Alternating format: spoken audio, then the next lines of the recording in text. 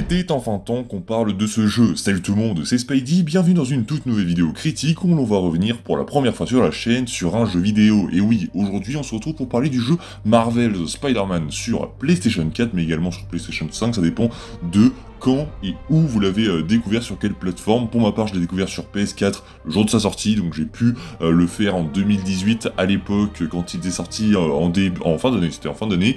Et bien aujourd'hui, on va revenir sur ce jeu qui a marqué beaucoup de gens, qui m'a marqué aussi. Vous allez voir ce que j'en pense dans les détails. C'est parti, n'hésitez pas à vous abonner, à liker et à partager. Et sans plus attendre, on parle pour la première fois de Marvel's Spider-Man. Alors, le 7 septembre 2018 est sorti Spider-Man, et bien sûr PS4, un projet fou qui est arrivé, qui avait été annoncé à l'E3, je me rappelle, bon, j'avais pas vu l'événement direct, mais je me rappelle de cette vidéo qui était sortie, qui était complètement folle, où on voyait bien ces graphismes complètement incroyables, cette proposition qu'allait nous faire Insomniac Games, une proposition risquée, sachant que des jeux Spider-Man, eh bien, ça faisait très longtemps qu'on en avait, et ils étaient pas forcément hyper fous. Alors oui, on passait un bon moment devant, mais ces jeux vieillissaient hyper mal, donc la proposition était assez folle, et quand on a eu, eh bien, le premier gameplay qui a été révélé, c'était tout simplement la claque. Waouh, c'était juste incroyable, on n'avait jamais vu quelque chose d'aussi fou, et bien au niveau du genre super-héroïque dans un jeu vidéo. On commençait vraiment à ce moment-là à se demander si Insomniac ne nous avait pas préparé un bon poulet et que ça allait être complètement énorme. Alors est-ce que le jeu a été une déception ou non? Au final, non. Pas du tout, c'était énorme, c'était vraiment quelque chose de fou. À l'époque, pour moi, je sais qu'il y en a beaucoup comme quoi ça a été un très bon jeu, voilà, mais c'est pas non plus le meilleur jeu ever, all time, jamais créé, mais pour moi, eh bien, ça a changé beaucoup de choses. Je vous l'ai déjà dit, je vous l'ai déjà partagé sur les réseaux sociaux, notamment aux 5 ans de Marvel Spider-Man PS4, et bien, je vous avais fait part de mon ressenti sur le jeu, mais également de ce qu'il avait évoqué pour moi. C'est-à-dire que pour moi, avant, les jeux vidéo, c'était pas forcément ce qu'il y avait de plus fou. J'y jouais comme tout le monde, mais c'était pas des choses que je trouvais non plus incroyables, et jusqu'à la sortie en fait de Marvel Spider-Man PS4 où j'ai pris la manette en main, et là je me suis dit mais je ne savais pas que c'était possible de prendre autant de plaisir devant un jeu vidéo. C'est surtout grâce à ce jeu que j'ai commencé vraiment à aimer les jeux vidéo, mais que j'ai commencé à m'intéresser aux jeux d'histoire solo, narratif comme ça, où et bien après j'ai pu découvrir des licences énormes comme The Last of Us, comme et bien God of War. C'est vraiment grâce à Spider-Man que j'ai pu et bien avoir ce déclic qui m'a fait changer d'avis, qui m'a vraiment transformé concernant les jeux vidéo, et je vous dis, il a vraiment changé ma vie puisque le jeu était incroyable. Maintenant on va revenir un petit peu sur, bien sûr, le jeu tout simplement, maintenant que je vous ai donné un peu mon avis sur eh bien l'extérieur du jeu, ce qu'il a évoqué pour moi, on peut enfin revenir sur eh bien son gameplay, ses graphismes, etc. C'est parti. Alors il faut savoir que je me suis remis un peu eh bien dans le contexte, je me suis refait le jeu avant de tourner cette critique. Évidemment je l'ai en version remaster sur ma PS5, mais je me le suis refait en version PS4 pour être bien sûr de ce que j'allais vous dire. Oui, le jeu est une claque énorme, même sur eh bien PS4, on est allé en 2023, ça fait 4 ans 5 ans. Ouais, ça fait 5 ans qu'il est sorti, et 5 ans après, le jeu est toujours aussi beau, le jeu est toujours incroyable. C'est surtout en fait, ce qui me bluffe, c'est dans sa narration, dans sa gestion des cinématiques, etc. C'est toujours aussi beau, vraiment, le jeu n'a pas pris une ride depuis 2018, et c'est ça qui est assez impressionnant au niveau des cinématiques, etc. Rien à reprocher, le jeu est magnifique. Enfin bref, on est complètement immergé dans cet univers, c'est ça qui est assez incroyable dans le jeu, c'est cette immersion, ce plaisir qu'on prend avec Spider-Man. C'est notamment grâce au fait que eh bien, ce système de balancement soit l'une des meilleures choses créées dans le monde du jeu vidéo. C'est fluide, ça marche, enfin bref, on se sent Spider-Man, on sent que le jeu se prend au sérieux, on sent qu'Insomniac ne s'est pas du tout foutu de nous. Le système de balancement est tout simplement une pépite, j'ai jamais en fait autant pris de plaisir juste en me balançant dans New York. On pourrait faire ça mais des heures et des heures sans s'arrêter, tellement c'est satisfaisant. Pareil, New York, c'est une ville qui est très bien refaite ici, qui grouille de monde, qui grouille de vie, on y croit à 100%, c'est très bien réussi.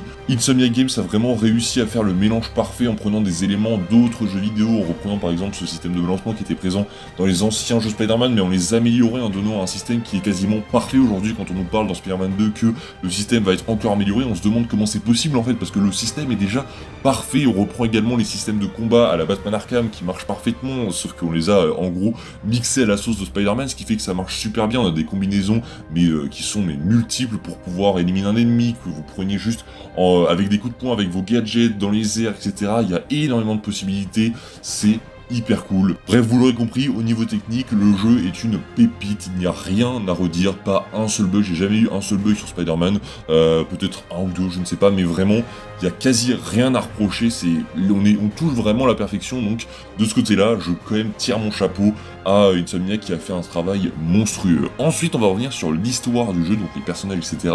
Là, pareil, c'est du très très grand niveau. Déjà, Insomniac Games a pris le risque de choisir une autre facette du personnage de Spider-Man. On savait en gros que depuis des années, le personnage était traité comme un nouvel arrivant dans un univers, c'est-à-dire que on allait tout le temps chercher les origines historiques du personnage, les débuts du personnage, et là ils ont choisi de nous raconter l'histoire d'un Spider-Man qui est déjà tout en haut, qui a gagné le respect de la ville, qui qui a déjà battu plein de méchants et qui, on va assister en gros à sa chute vers les enfers, d'ailleurs très bien représenté par ce trailer qui nous avait été montré, qui montre très bien le sens du jeu. En gros, on va assister à un Spider-Man qui est tout en haut, qui a déjà pleinement confiance en lui, qui a déjà de l'expérience et qui va au fur et à mesure du jeu descendre tout en bas, qui va sombrer et perdre tout ce qu'il a, et il va devoir se battre pour retrouver et redevenir celui qu'il était. J'ai quand même vu des gens dire que le jeu ne prenait pas de risques, c'est complètement dingue les partis pris qui sont pris par Insomniac dans ce jeu. Déjà le fait que on nous sert un Spider-Man sans origin story, ça c'est quelque chose qui